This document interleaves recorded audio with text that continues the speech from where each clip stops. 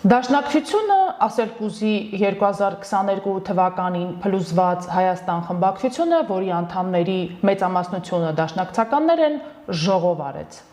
Բայց ոչ թե հայտնի երգի մոտիվներով Շուն Թալիաթի մահը որոշեց, այլ սեփական քաղաքական մահը։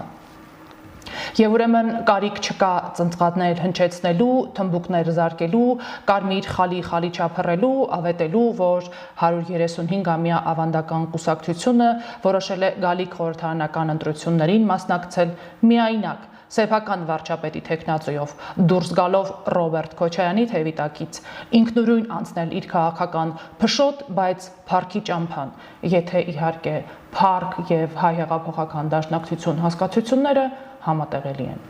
Սենսացիա փաստորեն տեղի չունեցավ։ ՀՅԴ-ն չօգտվեց այն հանգամանքից, որ ընտրական օրենսգրքով կուսակցությունների համար իջեցվել է խորհրդարան անցնելու շեմը, դառնալով 4%։ ՀՅԴ-ն որոշեց շարունակել բարդացնել իր դրությունը մեխինդ, ուրախություն մթնոլորտում ազդարարելով, որպես քաղաքական համագործակցության հարուստ փորձառություն ունեցող կուսակցություն որոշել է հերթական անգամ գնալ անփառունակ ճանապարհով։ Այն է, հունիսի 7-ի ընտրություններին մասնակցելու է Քոչարյանի հետ, նրան համարելով իր վարչապետի թեկնածուն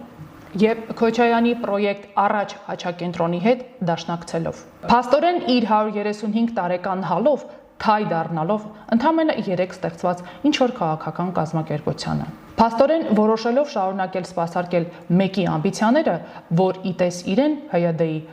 Հայաստանի քաղաքական մշակույթ է ներմուծել համագործակցության նոր ֆորմատ, քաղաքական թրաֆիքինգը։ Այս էլ որերորդ սրոկը շահագործելով իր 2 տարիքն ունեցող կուսակցությանը քոքիցել անդին։ Հիշեցին ՔՀՇ վարչության երբեմնի անդամ հանգուցյալ Երջանիկ Աբգարյանի տիպիկ բնութագրումը։ Այս ինքնասիրահարված պինգվինի ուղեղով կուսակցության քաղաքական հաշվարկները միշտ հիմնավորում են ընդամենը մեկ վարիանտ։ Եվ այդ մեկ վարիանտը փաստորեն նորից Քոչարյանի վարչապետացման համար պայքարն է։ Դրանից բխող հետևանքներով քոքից անդին մաշվելը նկատի ունենք։ Հայաստանի քաղաքական դաշտի սպეციფიკան լավ իմացողները գուցե հորդորեն մեզ մի կողմ դնել ավելորդ սենտիմենտը,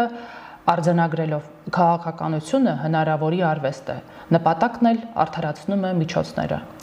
Արդ մի կուսակցություն, որը ժամանակին գործակցել է երիտ թուրքերի, բոլշևիկների հետ, Քոչարյանով է, որ չգործակցի։ Թերևս համաձայն ենք այս արձանագրման հետ։ Խնդիրն այն է, որ ՀՅԴ-ն իր հայդատական դիրքավորմամբ չի կարող եւ չէր կարող գործակցել պոզիտիվ օրակարգի շուրջ։ Սատարել այնպիսի քաղաքական առաջնորդի, որը կոնստրուկտիվ ոչ կոնֆլիկտային օրակարգ է սպասարկում։ ՀՅԴ-ն իր անելիքը տեսնում է այնտեղ, որտեղ զարկել, ճակտին, փռել գետնին ռազմահայրենասիրական օրակարգն է։ ՀՅԴ-ն իրեն տեսնում է այն առաջնորդի կողքին, որը Արարատը մերն է, հնգերջան, Գինիլից ոճի կենացների կողմնակիցն է, կոնֆլիկտային հարաբերությունները շարունակելու տրամաբանության ջատագովը։ Խնդիրն այն է, որ հարևանների Թուրքիայի եւ Ադրբեջանի հետ կարգավորված հարաբերությունները, սահմանների բացումը, դիվանագիտական հարաբերությունների հաստատումը, մասնավորապես Թուրքիայի հետ, կապուղիների ապաշրջափակումը, խաղաղության պայմանագրի կնքումը դեմ են ՀՅԴ-ի որպես կուսակցության կենսական շահերին։ Եվ այդ իրողությունների գոյությունը կնշանակի այն կենսապայմանների վերացում, որոնք հենց ՀՅԴ-ի որպես հայդատական ուժի գոյության երաշխիքն են։ Արդ Քոչարյանն այն իդեալական առաջնորդն է, որը երաշխավորում է կոնֆլիկտային տրամաբանության շարունակությունը, այսպիսով երաշխավորելով ՀՅԴ-ի կենսունակությունը։ ՀՅԴ-ն էլ որպես հայդատական գծի անշեղ դավանորդ իր հերթին երաշխավորում է Քոչարյանի ամբիցիաների կենսունակությունը։ Այս զույգը իզուր չէ, որ կարգախոս է ընտրել միասին կարող ենք եւ այս զույգի անդամներից ամեն մեկը պետք է մյուսին այնքան ժամանակ, քանի դեռ չի իրագործել աշխարհաքաղաքական հայտնի կենտրոններից մեկի կողմից իրեն իջեցված հանձնարարականը, որի ամփոփ նկարագիրն ի դեպ տրված է անդամներից ամենատարիքովի հայտնի 004 շրջաբերականում։